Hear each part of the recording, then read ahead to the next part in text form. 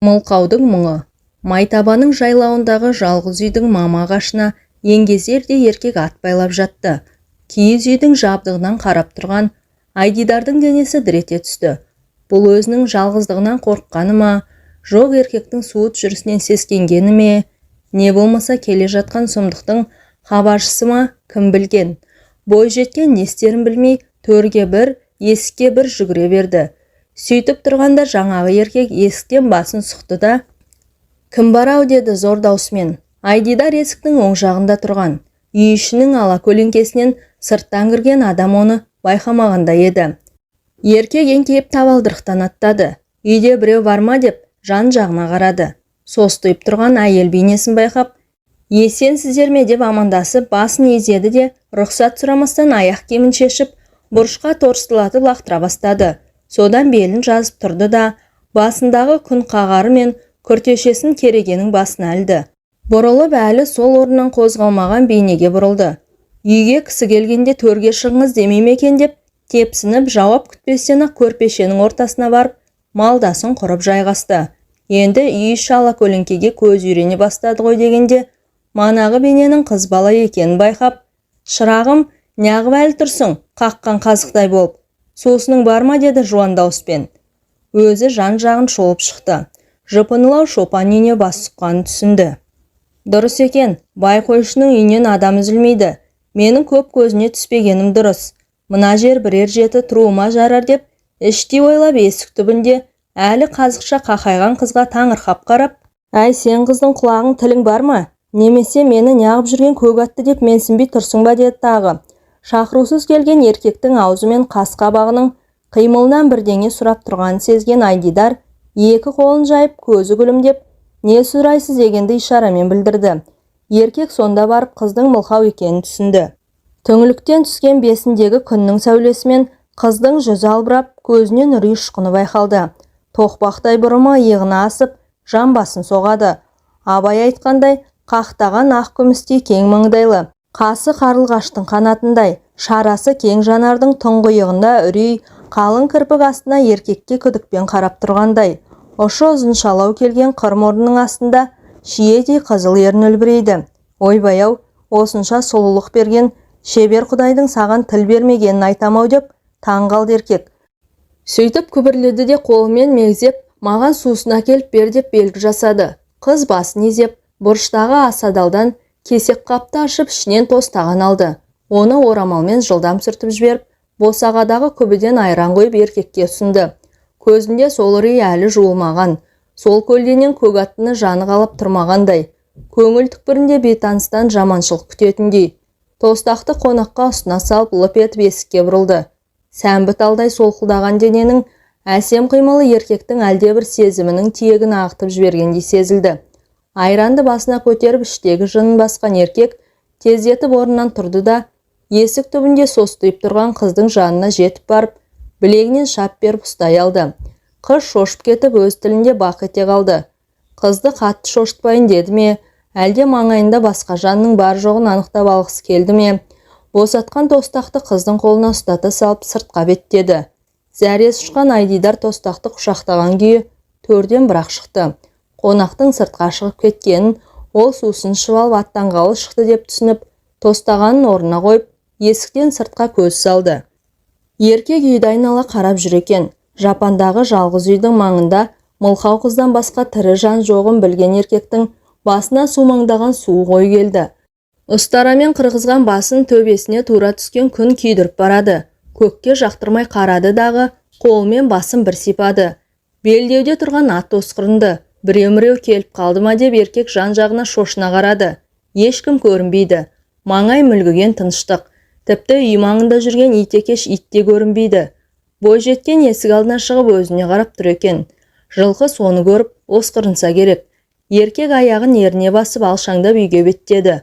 Оның мына марғау жүрісі жас қызға тыныштық әкелгендей. Қыздың жанына келіп, әкең қайда деп сақалын сығымдап көрсетті. Мылқаудың тілін түсінгеніне қайран қалған қыз әкесін мал жайып кетті деп ұқтырды. Шешең қайда деп қолымен басын орамал салғандай сұрады. Қыз тамақ алуға ауылға кетті деп қолын алысқа сермеп көрсетті. Өздері елден соншама жырақта көшіп қонып жүріп, Кісі киік болып кеткендей, алда-жалда біреу ат басын бұра қалса, шаруасы әкесінде болып ары кетсе шешесінің бір кесе шайын ішіп жөніне жоғалатын. Келімді кетіндінің көбі мал маманы мен басшылар. Көктемде мал төлдеуге көмекке сақпаншылар келеді. Мынау бірі өмірі көрмеген адамы. Тұлғасы таудай, басы келідей. Аяғын алшаң-алшаң басады. Бағана білегінен ұстай алғанда шошып қап еді. Артынан жөн сұраған екен ғой деп тынышталды. Кететін шығар деп ойлады. Есік алдына шығып қарап тұрған содан. Қызға жақындаған дәу еркек, ойпырмайдың әдемісін-ай, құлақ жоқ, тіл жоқ. Осынша көркемдікті бере салған-ай. Мұна сұлулықпен дені сау болса баяғыда-ақ біреу қағып кетер еді ғой деп ойлады. Ең болмаса біреу тоқалтыққа қалай алмай жүр. Қайта тілі жоқ қатын жақсы. Не болса соны айтып миыңды ашытпайды. Баласын тауып тірлігін істеп жүре береді деген оймен шуақтана жымайып қызға қарады.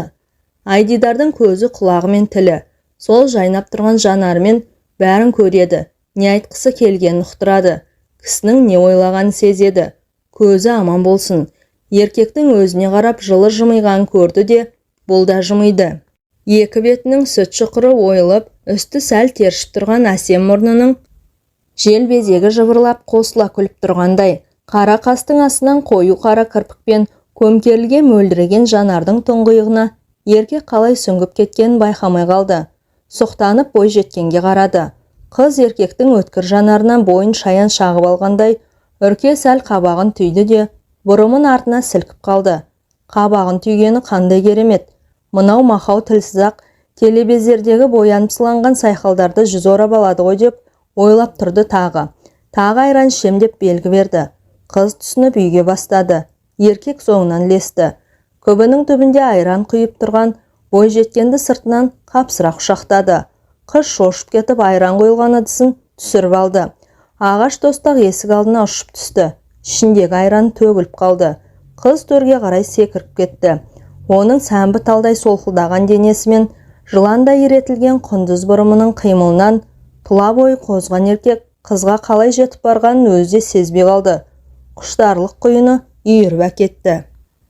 Алып дене талшыбықтай қызды басып қалды.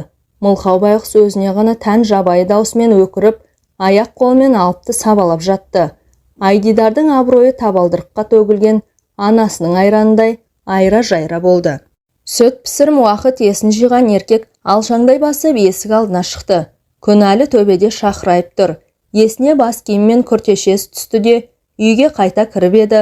Қыз әлі сол орында бүрсіп жатыр екен. Күн қағары мен сырт киімін кереге басынан алған қалпы суыт шыға жөнелді. Айдидар дәу еркектің өзінің тып-тыныш өмірінің күл талқанын шығарғанын іштей сезді. Орнынан атып тұрып оның бетін тырнап алмағанына, немесе маңдалаға тұра қашпағанына еркек айран асыр. Заты жуас әйел екен. Әттең тілі болса келіскен қатын болайын деп тұр деген оймен атын шешіп жатты. Көрмеген пәлесі, істемеген сұмдығы аз. Түрмеден рақымшылықпен босап шыққан жауыз мұңлық қыздың осынша әлсіздігі өмірінде тұңғыш рет жүрегін езіп жібергендей сезініп, аяғын үзеңгіге салды. Енді бұл маңда қала алмаймын. Мына сұмдықты әкесі білсе мені атып өлтіреді. Жоқ дегенде қызыл жағалыларға ұстатып тағы темір тордың ар жағынан шығамын. Осы оқиғадан біраз бұрын ұлы жеңістің 40 жылдығы құрметіне Кеңестер одағы бойынша 40 мың тұтқынға рақымшылық жасалған болатын. Соның жақсылығының арқасында мінекей босағанына 40 күн толмай жатып тағы ауыр қылмыс жасады. Көз алдына жазықсыз қыздың жанары, құлағында мүгедектің сыңсыған үні тұнып қалды. Өмірінде бірінші рет істеген ісіне өкініп, қорғансызға жасаған қиянаттан іштей шошынып, құла дүзде құйғытып бара жатты. Бой жеткен көлденең көк аттыдан келген сұмдықтан есін күн ауғанда барып бірақ жинады. Құдайы қонақпын дегенге сусын сұнған азаматты мәңгілік шөлін қыздың арын таптап жөнмен кете барды. Төр алдында белінен соққы тиген жыландай иретіліп, ұзақ жатқан қыздың есіне әкесіне мал қайыратын уақыт келіп қалған түсті. Басын көтеріп жан жағына қарады. Үйдің іші қара көлеңке тартыпты. Сипалап жүріп манағы сұмдықтан шашылып қалған іш киімдерін жинап киді. Сүйретіліп тұрып сыртқа беттеді. Денесі әлсіздіктен дірілдеп басы айналды. Жармалы есікті шалқайта ашып жіберді. Үйге кешкі самал лап қойды. Айдидар әкесі келетін беткейге көз салды. Құлап келе жатқан отар көрінбеген соң үй жанындағы самаурынға беттеді. Қорғансыздықтан көрген қорлығы жанын қинап, көзінің жас кеудесіне төгіліп жүріп, самаурынға су құйып, от тұтатты. Екі иығы селкілдеп жүріп, кернейін кигізді. Көзі жаспен бұлдырап, беткейден құлап келе жатқан малды байқамады. Отарға лесіп, өріске кетіп, күн бата оралатын аққұлақ пен саққұлақ үйге ентелеп келіп аяғына оралғанда әзер байқады. Өрістен оралған қой маңырап, қоз жамырап, оған әкесінің айтағы қосылып, иттер жарыса қойып, үй маңы у-шу болып кетті. Осы көріністі Айдидар көзбен көріп, көңілмен қабылдап үйренген. Анасымен бірге отардың алдынан шығып жарыса жүгіретін. Иттердің келгенін көріп, көзінің жасын жеңімен сүрткен қыз Беткейге қарады. Әкесі атын жетекке алып жақындап қалыпты. Айдидар енді бәрін тастап, қораның аузын ашуға жүгірді. Аяғын 2-3 қадам жедел тастап еді, жамбас тұсы сынардай болып ауырғаны. Екі қолымен белін басып, орта жолда отыра қалып, ағыл-тегіл жылады. Көкеме не деймін деген ой басына сап ете түсті. Апам жоқта көкеме не айтам деп, ойлап орнынан атып тұрып, қайта қораға беттеді. Әкесіне ілесіп, мал жайғасқан болып үйге кірді. Дастархан жайып шай демдеді. Самаурынды белі керелеңдеп, әрең көтеріп кірді. Сейтқан шопан үйге беттегеннен сырт киіммен көңқағарын шешіп қамшымен тарсылдатып келіп, ұрып қақты. Барынша тазалықты кірпияз киімі тозғаннан емес, осылай қағып сілкігеннен бой-бой болып сөгіліп шығатын. Қамшысымен киімін кереге басына іліп, қызының құманнан құйған жылы суына жуынып, дастархан басына отырды. Шетін атласпен көмкерген дастархан бүгін наннан өзге ештеңе жоқ еді. Қызының ұсынған кесесін алып жатып, Айдидар бүгін ыстық тамақ істемегенсің бе деп жұқалап қана сұрады. Күні бойы өрісте мал жайып, қарны шырылдап келген. Түсте талғажау етуге алып кеткен тағамы тандыр наны ғана. Қызының ісінген қабағын байқамады. Анасы болса бір сұмдықтың болған сезе қояр ма еді. Әкесі ыстық тамақ сұрағаннан асып ештеңе демеді. Перзентінің бүгінгі көрген қорлығының жанында қарының ашқаны дегеніне деп ойлады мұңлық. Содан қолымен ауырып қалдым деп түсіндірді. Әкесі нанды шетінен сындырып отырып, жарайды өзіңді көт, шешең де келіп қалар деп жауап берді. Пілте шамның ала көлеңкесінде баласының бет аузы анық көрінбеді ме? Әкесі қызға зер сала қарамады да. Айдидар түнімен көлденен көк аттыны, одан келген пәлені қайталап көріп, дөңбекшіп шықты. Өзінше өкіріп жылады да. Күні бойы қой соңында шаршап сілесі қатып келген көкесі қызының халінен хабарсыз күйі ұйықтай берді. 3 күннен соң оралған анасы да ештеңе сезбеді. Шіркін тілі болса сол көк атты жайлы айтып берер еді. Көкесіне іздеттіріп таптырып, милицияға тапсырар еді ғой. Болған жайды қалай жеткізерін білмеген, ұқтырса да ата-анасының қайғырып кетерін ойлаған Айдидар апасына сыр бермеді. Әйтпесе мылқаудың тілін анасы білер деген бар емес пе? Апасы түсінер еді. Айдидар сол сұмдықты ұмытқысы келгенмен, өкінішке орай табиғат заңы көлденен көк аттыны ұмыттырмады. Күздеуге көшкенде не ішсе де жақпай апта бойы қайтарып тастап жүрді. Айдай жаным-ау, неден ұшындың деп, ойында ештеңе жоқ анасы ас түсіне түсті. Біраз күн қазан ұшақ маңына жолай алмай жүрегі айнып жүрді де, ол қайтты. Содан кейін тіпті тәбеті ашылып ананы мынаны жегісі келетін болып алды. Құдай-ау, қайдағы жоқтаңсайды, етті отқа қақтап жегенге дейін барды. Онымен кім сырлассын?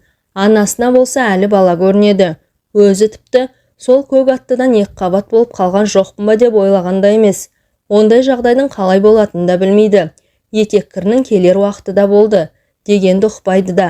Бір жерден оқып алатындай сауат та жоқ. Анасы да сондай жағдай болып қалар деп түсіндірген де емес. Әкесі екеуінің қолдан келері 3 ұлы шешектен өліп орнына туған жалғыз мақау қыздардан елден жырақта ұстау болды. Мектепке барады дейтін емес. Сондықтан өздері мал бағып қайда көшсе сонда алып жүрді. Анасы Айсарыға жасына бет біткенін келбеттісі еді. Әкесі Сейтқан көкпар тартып күреске түсіп жүрген батыр болатын. Қызының көркі анасына тартып сор болды. Ол бойжеткен сайын келген кеткен еркектің көз құрты. Тек әкесінен аяқтарын тартады. Әйтпесе бір құдай біледі олардың не ойлары барын. Ана Месқарын заттехникте мал доғдырда тіпті ферме бастығының өзде Айдайдыға көздерін сөзіп қарағанын анасы талай байқаған. Байқаған да шошынған. Жалғызын тал басына қойса қарғаң дейді, тал түбіне тықса түлкаң дейді дегендей болып барады. Қызы бойжеткен сайын Айсырғаның да жүрегінде бір қорқыныш өсіп келе жатқандай. Құтты орнына қондырып жібере де алмайды. Құлағы жоқ, тілі жоқ байқұсты қанша мөлдіреп тұрса да, қай қатары қатындыққа ала қойсын. Сейітханның қызына деген махаббатын, оның келіншегін ойлағандағы қайғысын Шәлкөденің жайлауы мен Қараланың ой қырғана білетін. Ауылға жиын тойға барып қалып, құрдастармен кездесіп, ахаңнан тартып алатын. Соның буымен жиренге міне сала, малды ауылға күнбе-түнбе қарамай тартып кететін.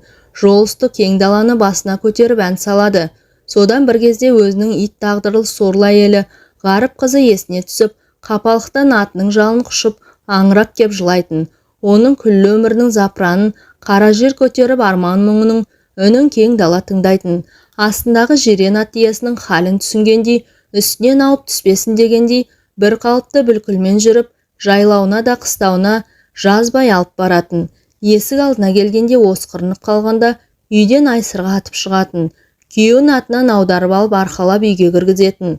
Айдидар атты шылбырынан жетектеп қораға тартатын. Әкесінің ауылға барса осылай ішіп келетінін жанына жақпайтын. Онсын көкесіне бұртаңдағаннан артық түсіндіре де алмайтын. Бар болғаны сол аятының ер тоқымын сыпырып алып, ақырға байлап жатып, ағыл тегіл жылайтын. Ешкім айтпаса да, ата-анасының мұңдасын айтқан сырларын естімесе де жүрегі бір нәрсені сезетін. Әкесі, шешесі өзі. Осы үштағанның өмірінде бірдеңе дұрыс емес екенін ата-анасының жанарынан оқитын. Ол бақытты өмірдің, төрт құбылас түгел болудың қандай болатынын әрине білмейді. Бар білетіні өздерімен араласатын қойшы малшының күнделікті тірлігі. Көзін ашып көргені әке шешесі. Отар қой, 10 шақты ірі қара, 4-5 жылқы. Солардың төлдері, оның достары. Жылына 2 рет қана ата-анасы атқа мінгестіріп, ауылға апаратын. Онда да өз сияқты қыз ұлдарды көреді.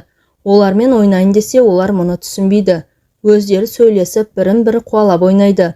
Бұл да араласып ойнайын десе, тілдерін шығарып, итеріп шеттетеді. Махау деп мазақтайды. Оның бәрін Айдидар олардың көздерінен оқиды. Өсе келе қыздар оның көп өрімді ұзын шашы, аппақ бетін, бешпентіге таққан таналарын тамашалайтын болды. Оның Айдидар деген келбетіне сай ғажап, есімі барын да білмейді. Бір жолы ауылдағыларды суретке басып жүрген орыс аға мұны қызықтап қайта-қайта түсірген болатын. Сол суретті көкесіне ауылдағылар беріп жіберіпті. Оны апасы түскиіздің басына қыстырып қойған. Айдидар өскен сайын өзінің басқа балалардан бөлек екенін сезді. Өйткені олар мұнымен саусақтарын қимылдатып, қастарын көтеріп, қолдарын ербеңдетіп, сөйлеуге түсіндіруге тырысады. Өздері бір-бірімен ауыздарын жыбырлатып ағысады. Айдидар өскен сайын өзінің басқа қыздардан көркем екенін де сезе бастады. Ол апасының да басқа елдерден әдемі киген киімі де жарасымдылығын байқады. Анасына нене қадап киім пішкенді қағып алды. Алдымен бәрін танадай жарқыраған көзімен көретін болған соң ба, әлемнің бар бояуын, дүниенің бар әсемдігін, адамдардың бар мінез құлқын көзімен қабылдайды. Дауылдың күшін, жаңбырдың үнін, жан-жануарлардың дыбысын өзін жанарымен сезеді. Көргенін сол қалпында санасында құйып алатын зердесі апасына тартқан. Екеуі бір жерге жолаушылап шыққанда, сондағы кілем төсеп, көрпе жастық киім кешектен көрген ою-өрнек, кесте шашақ бәрін айнытпай, көңілдеріне көшіріп алады. Үйге келгенде апасымен ойласа отырып, дәл сондай етіп шығарады. Көкесімен апасына тігіп берген, тоқып берген киімдер қандай. Тура дүкенде сатылатындардан бірде кем емес. Үйлеріне зәуде бір келіп қалғандар Айдидардың алтын қолын мақтап, ісмерлігіне риза болсады. Тіпті кейбіреулер тапсырыста беретіні бар. Есіміне сай Айдидарына сұқтана қарап, осынша өнерлі баланы тілден тартып қойған Құдайдың шеберлігіне қайран қалсады. Сейітханның отары күздеуге түскенде, Айдидар толған айдай толысты дейсіз. Бірде тіпті әкесінің өзінің де назар түсіп кетіп анасына: «Сырғаш, біздің Айдайдың әттең тілі болғанда ғой, нағыз ұзатылатын кезі келді» деп қалды. Қызының толысып бара жатқанын Айсырға да байқап жүреді. Жалғыз перзентінің маңдайынан жел өстірмей өсіріп отырғанда кім жаманды ойласын. Қызым оң жақта отырып қарабет болып қалдау деген ой қайдан келсін басына. Әкесі құсап, ұзатылатын кезі келді деп ішінен күйіп жүрді. Айдидар баяғы көлденең көк аттыдан кейін үйде жалғыз қалмауға тырысатын. Еркек көрсек, қашып қора жақта, олар қораға барса үйге тығылатын. Анасы оның бұл мінезіне онша мән бермей жүрді. Еркекке көрінбегені де жөн. бәлекеттердің көз жаман, пиғылдары бұзылып жүрсе тағы толысып қалғанын байқап қорқатын. Анасының қорқынышы айдай келіп, қыстауда отырғанда сол сұмдықтың басы көрінді. Айдидар әкесі жоқта суға түсіп алмақшы болып, есіктің ілгегін салып әуреленіп жатқан. Апасы суын жылтып, шылапшынын әзірлеп берді де, түпкір тамға кіріп бірдеңемен айналысып жатты. Бір кезде мылқаудың өкірген даусы шықты. Айсырға зәресі ұшып, қолындағысын қоя салып қызына жетіп барды. Айдидар шылапшында жалаңаш отыр. Қарын тұсын қапсыра құшақтап алыпты. Бірдеңе шағып алды ма деп жетіп келген анасы жалаңаш қызына «Тұр, не болды?» деп қасын көтеріп қолмен ишаратта жасады. Шешесінің сөзін ұққан ол орнынан тұрып еді. О тоба, қарны екі қабат әйелдікіндей шермейіп тұр. Мұны көріністен шошынған шешесінің ойбай деген үрейлі даусын мылқаудың өзі естігендей болып селк ете түсті. Анасының бұзылып кеткен түрінен бір жамандықты сезді. Айсырға қызын шылапшыннан жұлып алып, сол жалаңаш қалпында дедектеткен күйі түпкі бөлмеге көрпешеге лақтырып жіберді. Қыз жалп ете түсті. Анасы жетіп келіп, үрейленіп тұрған қызды жатқызып, аяғын созып, қарнын сипалап сығымдап көрді. Іштегі сұмдық шошып түскенде белгі бергені. Бағана Айдидар да ішінің осылай шоршығанынан шошып кетіп бақырса керек. Ойбай сорлы қызым, қай кезде құрып қалып еді? Сорлау, әркіммен бір қорып, әкеңнің жүрсі анау деп зарлап қоя берді. Анасының жылап, әлденелерді айтып жатқан аузының қимылынан шошынған қыз тізесін құшақтап әлі жалаңаш отыр. Бір кезде шешесіне қосылып жылай бастады. Айсырға есін жиып, келесі мезетте қызынан жөн сұрай бастады. Кім саған тиісті? Құшақтады ма, киіміңді шешті ме деп ишара жасады. Айдидар жайлауда отырғанда, апасы жоқта, көкесі жоқта бір еркек келгенін ыммен түсіндірді. Сол бәленің өзін тарпа бас салғанын, іш киімін шешкенін қолмен көрсетті. Шеше байық сөздері жоқта көлденең көк аттының қызын зорлап кеткенін іштей ұқты. Түсінді де мұңылғын бауырына басып алып, аңырап келіп жылады. Бейшара бала түсінбесе де, анасына өмірде көрген бар қорлығын, жауынан көрген зорлығын ба, зарын ба тарқатқан азан ишарамен айтып шықты. Соның бәрінен мына сұмдықтың өтіп кеткенін сездіріп басын шайқап-шайқап жылады. Ендігі бір кезекте қос мұңлықтың осы халінің басты себепшісі белгі беріп, анасының құрсағында жатып бүлкете түсті. Айдидар шошына ішіне қарады. Шарананың бұлқынғанын қызын құшақтап отырған анасы да сезді. Өзің қылмыңдап жүріп таптың деп ұрсайын десе, сорлы бала үйден аттап шығып, еркек атаулыға көз салған емес. Енді қалай жазаласын? Онсыз да жазаланып отырған жоқ па? Баланы түсіріп тастауға хам жасайын десе жан бітіп қалған Шарана өзінен хабар беріп жатыр. Бір кезде есіне күйеуі түскен Айсырға отырған орнынан атып тұрды. Ойбай-ай, әкеңе не дейміз деді аңырап. Қызы әкесі туралы айтып отырғанын сезіп, қабырғаға жармасып қорқып жылады. Айсырға қызын киіндіріп, басын бөлек жуды. Тобыққа түсетін қалың құнды шашты анасы жуып тарап бермесе, игеру мүмкін емес еді. Шаштарын 10 күн тарап, 5 күн өретін арудың нағыз өзі. Сол ұзын шаш тарап отырған анасының жаны егіліп, қызының жүрегі езілді. Іштегі Шарана да анасының көңіл күйі бұзылып, жүрегі қысылып ағыл-тегіл жылап отырған сезіп, жатқандай анда-санда бүлк-бүлк етіп қояды. Айсырға сол түні таңды кіріп қақпай отырды. Айдалада жалғыз үй қыстақтың төбесінен туған ай терезеден қиылып қарайды. Көзінің жас көл болып дыбысын шығармай жылап жатқан әйелге көкте алтын жүзін жүргендей бұлдырап көрінеді. Құлағына түнмен қой күзетіп, қораның маңайын шарлап жүрген аққұлақ пен саққұлақтың үрген дауыстар келеді. Күні бойғы қойшының мазасы тірлігінен шаршап, құлаған қоса қорылдайды. Жалғыз перзенті құрсағына түскен сұмдықтан қорқып дөңбекшиді. Осының бәрін көзі бақырайып жатқан ана жүрек сезеді. Ілеге түсіп өлсем бекен, қораға кіріп асылып қалсам бекен. Өмірі сорлап келе жатқан сорлыға қайтып айтам. Қызың оң жақта қаравет болды деп естіген жұртқа әңгіме табылдау, табалайтын болдау. Әсіресе Сейітханның інісінің әйелі Қанбибі келін болып түскен жылы аралатып 6 ұл 3 қыз туып шіреніп отыр. Өзінің салақтығымен жұмысы жоқ. Біздің абысын айдай етіп бір қыз тапты ма, қайнағамен елден безіп малмен мал боп кетті дейтін көрінеді. Айсырғаның смерлігі, отбасының тазалығы жайлы біреу мақтап сөз ете қалса, үйін жылан жалағандай тазартып кілеммен көрпеге орап қойғанын қайтем. Сол көрпеге бала симесе, сол кілемді жұрт көрмесе. Сыпырына беріп, қайнағаны құйрық жалғыз қалдырды деп аузы көпіріп сөйлейтін. Енді сол Қанбибінің айызған айтатын әңгіме табылды. Мына сұмдықты естісе Сейтқан мені атқа сүйреп өлтірер, қызыма қосып тіркеп дегенді ойлағанда төбе шашы тік тұрды. Ол өлтіргенше өзіма ойыққа түсіп жоғалайын деп ала таңнан Ілені жағалап көрді.